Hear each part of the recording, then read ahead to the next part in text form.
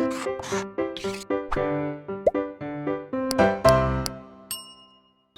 Students, blueprint digital channel में आपका स्वागत है।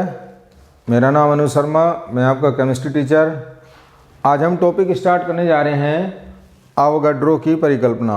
इससे पहले हमने डाल्टन का परमाणु सिद्धांत, रासायनिक संयोजन के नियम पढ़े हैं और आधुनिक परमाणु सिद्धांत पढ़ा है।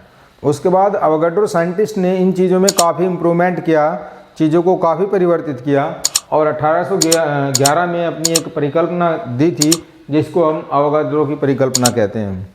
इन्होंने परमाणु के बारे में बताया था कि तत्व का छोटे से छोटा भाग होता है जो रासायनिक अभिक्रिया में भाग ले सकता है, परमाणु कहलाता है। ये स्वतंत्र अवस्था में भी रह सकता है और स्वतंत्र अवस्था में नहीं भी रह सकता है। पहले के जो सिद्धांत थे जो डाल्टन ने दिया और आधुनिक परमाणु सिद्धांत था, वो क्या कहते थे? वो कहते थे कि परमाणु स्वतंत्र अवस्था में नहीं रह सकता है, परमाणु को विभाजित नहीं किया जा सकता है, परमाणु का स्वतंत्र अस्तित्व नहीं होता है। लेकिन यहाँ पर जैसे जैसे विज्ञान का विकास होता जा रहा है तो परिकल्पनाएं बदलती चली जा रही हैं, परिभाषाएं बदल रही हैं। तो यहाँ पर बताया गया है कि परमाणु जो होता है वो स्वतंत्र अवस्था में भी रह सकता है और नहीं भी रह सकता है। तो स्वतंत्र अवस्था में परमाणु कौन कौन सा रह सकता है? जैसे कॉपर होता है, आयरन, निकल, सिल्वर, कोबाल्ट, गोल्ड, ये सभी परमाणु जो हैं स्वतंत्र अवस्था में पाए जाते हैं, स्वतंत्र अवस्था में रह सकते हैं। लेकिन कुछ परमाणु जो होते हैं वो स्वतंत्र अवस्था में नहीं होते हैं। वो किस अवस्था में पाए जाते हैं? वो आणविक अवस्था में पाए जाते हैं। जैसे हाइड्रोजन होता है H2 की अवस्था में पाया जाता है, आणविक अवस्था में पाया जाता है। नाइट्रोजन N2 की अवस्था में, ऑक्सीजन O2 में, क्लोरीन Cl2 में, F2 में। ये सभी परमाणु जो होते हैं अणु की अवस्था में पाए जाते हैं।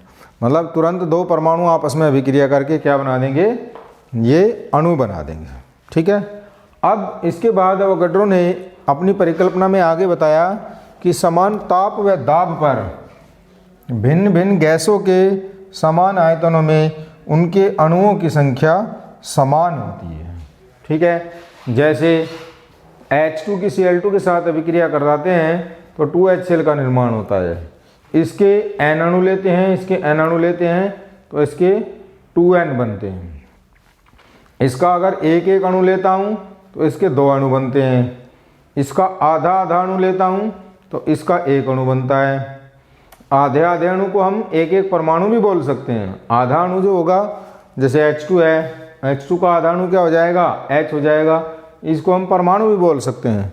तो आधा अणु बोलो या एक परमाणु बोलो, आधा अणु बोलो या एक परमाणु बोलो, ये मिलके क्या बनाएंगे? एक अणु और एक अणु दोनों मिलके बना देंगे।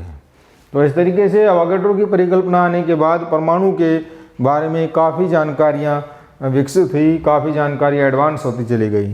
अब अवोगाड्रो की परिकल्पना के अनुप्रयोग, इसका कहाँ का उपयोग किया गया? अवोगाड्रो की परिकल्पना आने के बाद क्या क्या फ़ायदे हुए रसायन विज्ञान के अंदर? और सबसे पहले डाल्टन के परमाणु सिद्धांत में संशोधन हुआ। डाल्टन का परमाणु सिद्धांत कहता है कि परमाणु अविभाज्य है, जबकि कहते हैं कि परमाणु को विभाजित किया जा सकता है।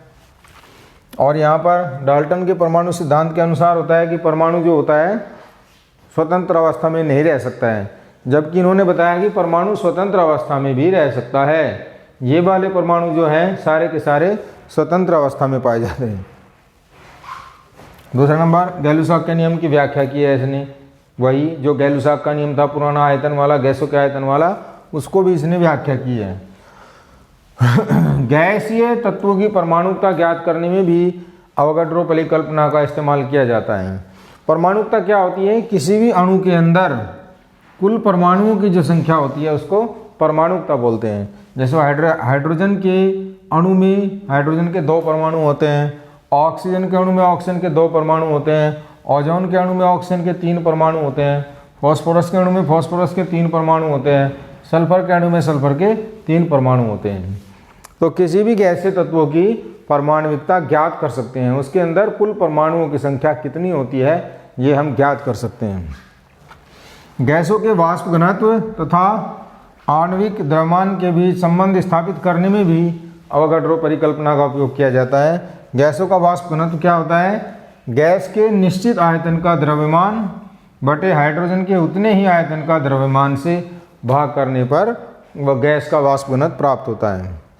और जो गैस का वाष्प घनत्व गुणा 2 होता है वो गैस का आणविक द्रव्यमान होता है।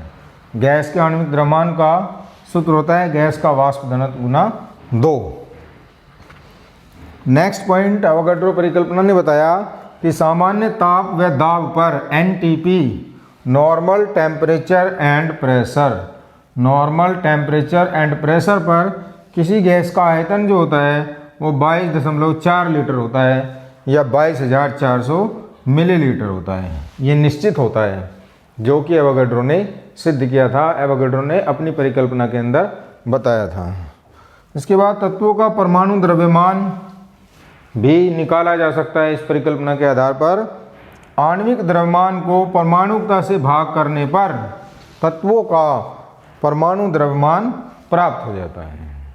ठीक है, तो ये कुछ इंपॉर्टेंट पॉइंट्स हैं एवोगाड्रो परिकल्पना के, जिनको आप थोड़ा ध्यान से पढ़ेंगे, परीक्षा में पूछ लिए जाते हैं, आपको समझने में आसानी होगी।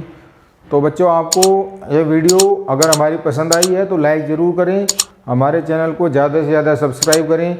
अगली वीडियो में अगला टॉपिक लेके आएंगे जल्दी ही। धन्यवाद।